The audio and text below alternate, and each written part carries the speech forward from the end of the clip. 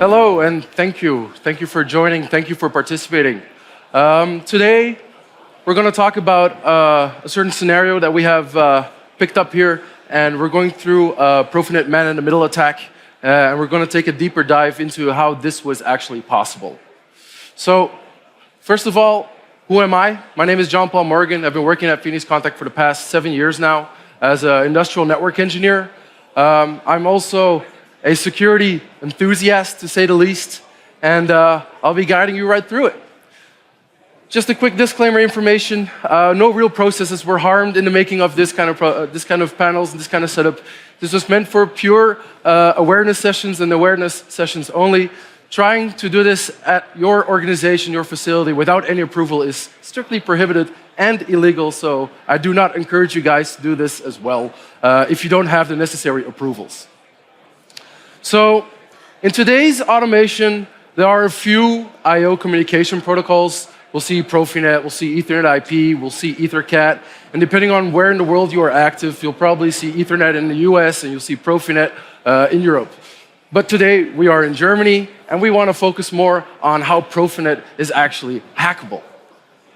So, what do we have here are two panels, and if we go from left to right, you'll see we'll have a signal tower that is connected to the I/O side of the controller. The controller is also a safety PLC, which you can see on the fact that it's also a yellow device. And there's a direct link to the switch.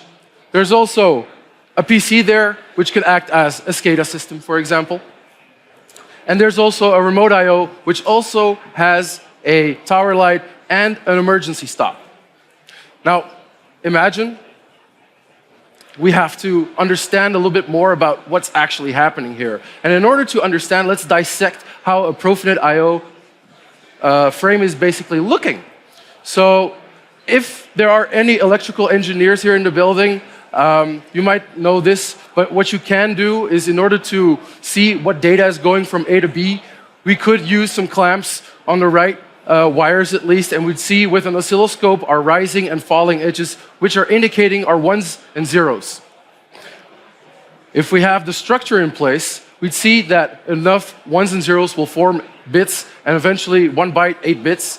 But unfortunately, I am not that good in understanding ones and zeros. I like to see things more from a hexadecimal point of view, which is more easily to digest. So where do we see also this hexadecimal values? Well, as a network troubleshooting engineer, you're also using a lot of Wireshark. And this is also something taken from a screenshot from Wireshark, where you see the 8042 also directly from a Profinet payload. Now, what is noticeable in Profinet I/O? There's always the 12 first bytes indicating you have a source address and a destination address, but it's basically saying that Profinet isn't broadcast information. It's unicast, so it's directly from a controller or a device to another controller or device. Then you have your ether type, which specifies what kind of Ethernet type we're talking about. 8892 specifically indicates that it's a Profinet package. Your frame ID tells you if it's real-time or non-real-time, if it's a device or if it's a controller. And then you have your payload.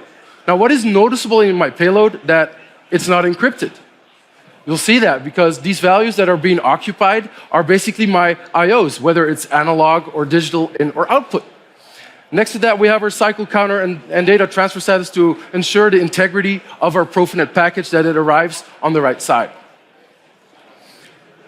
How is ProfiSafe actually? Well, ProfiSafe is within my Profinet payload, as I showed earlier, will be part of my payload, which includes my safety input data. In this case, it's an emergency stop. There's some status bytes and some multiple checksums. But checksums, they can be calculated because it's just a polynomial of something.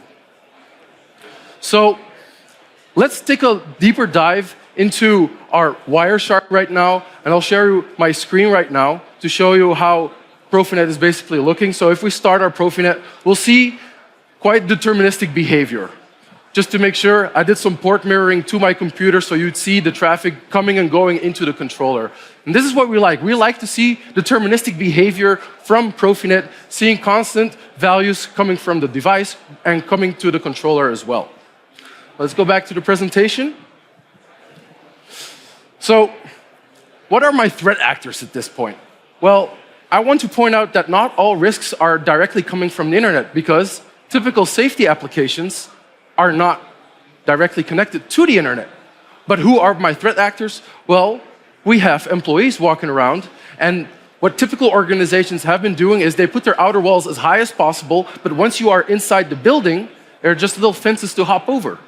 So it becomes quite easy to see that people are using shared privileges, staff with unnecessary access to all devices becoming admin for everything, or even staff with no awareness, finding USBs on the floor, sticking it into devices that happen to be in the same segment as my safety controller and safety devices. It can get quite scary in what you can do with this. So how easy is it to manipulate our safety I/O communication? Well, what we want to do is we want to spoof our network, at least, our MAC table of the switch, and we want to make sure that it forwards the package instead to the controller from my device, or from my device to the controller. We want to redirect that, in this case, to the SCADA system. From the SCADA system, I'll be running a Python script in a second, and we'll see what it will happen. First of all, to verify that these panels are working, sir, can you please come forward and press the emergency button? What do you think it'll happen? What do you think will happen right now? I can't understand. Just press the button and you'll see what will happen. Sure. Okay, so we're seeing right now our communication is being interrupted because someone presses the emergency button, the process should stop. That's how it should be. Thank you very much. So, how are we going to execute our script? Well, we want to send some cyclic MAC spoofing information to our devices to ensure that within the watchdog time of our typical sensor actuator information, we send enough ARP frames so that it gets redirected. With that information, I'll be receiving Profinet I/O information, and I have to keep sending keep alive frames because Profinet sends cyclic information. I have to ensure that we're still that same so-called Profinet device for the controller or so-called controller for the device. So what will happen eventually, the sensor will send information, in this case to the box PC, because it's not realistic for me to have my laptop there, but I could use currently trusted equipment that's already there. And then the actuator will also respond to the box PC in this case. Same applies to the controller, so I'm not just spoofing the I/O device, I'm also spoofing the controller in parallel. So let's basically dissect. Please share my screen. So what we're doing right now, I'm logged into the SSH session to my box PC, and I'm simply going to run a Python script to spoof the network. So what we're seeing right now is we manipulated Profinet right away. You see, I manipulated actually Profinet I/O payload. Sir, can you please step forward and press the emergency button again? Oh, sometimes the hack works, sometimes it doesn't. Let's try it one more time. It depends on my buffer values for sure. Can you try it again? So you see that my safety basically doesn't get triggered when doing this. So it kind of gets scary at the same time that this is possible with just a simple man-in-the-middle attack.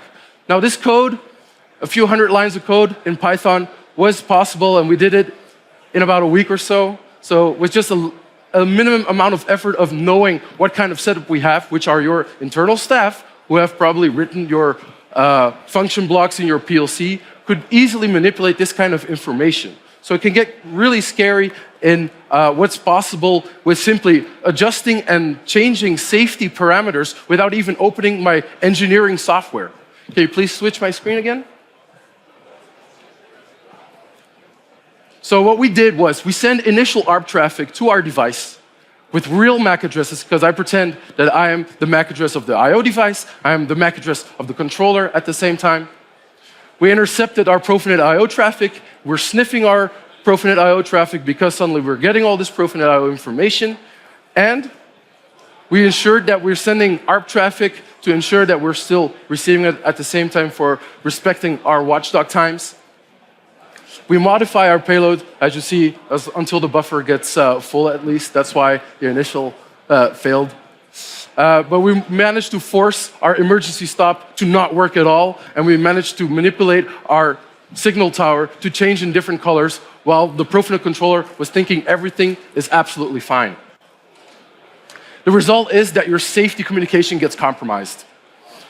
So, depending on how much effort or motivation a hacker has, he'll patiently wait to analyze all this information, and he can easily do more than just changing some signal tower or just changing the function of an emergency stop. He can do actually whatever he wants with these kind of analog or digital in and outputs. So, is it detectable? Please raise your hand if you think it's detectable. I'm sorry to disappoint you, it's not really detectable. There's no signature from an intrusion detection system or an intrusion prevention system, because who is going to check the ARP scans like that? Is it preventable? Raise your hand if you think it's preventable. You're absolutely right. But it really depends on your maturity as an organization as a whole. Because what can you do? Well, you can prevent it through applying the right segmentation and isolation rules by using VLANs and making sure that you have firewall rules to only allow those protocols as well, so that I cannot send that many amount of ARP packages, I cannot send this kind of services to other devices. I have to ensure perhaps the right authentication methods, whether it's through 802.1x, intrusion and anomaly detection to see actually more packages coming and going from a port that shouldn't be there. And the typical hardening, but mainly through raising awareness, knowing what could go wrong if we don't apply the necessary measurement rules. So if you're curious, if you want to know more, if you want to see how good you are as an organization, if you want to see how well you are prepared for any kind of cybersecurity attacks, whether it's from internal or external, please come talk to us and we'll help you also identify all your risks, all your vulnerabilities, and put that in a nice report. Put that in a map, at least. Thank you very much.